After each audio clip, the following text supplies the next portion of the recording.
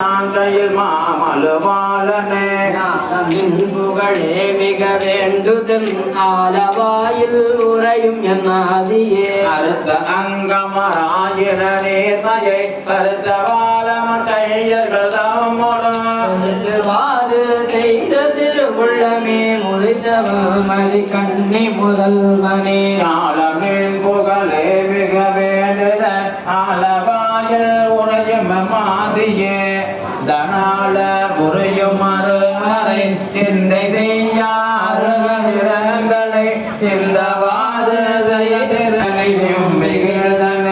ஞானமின் புகழே மிக வேண்டும் தன் ஆலவாயில் உறையும் என் ஆதியே கேட்டு வேள்வி செய்யும் பொருளை விழி மூட்டு சிந்தை முருட்ட மண் குண்டரை ஓட்டி வாத செய்ய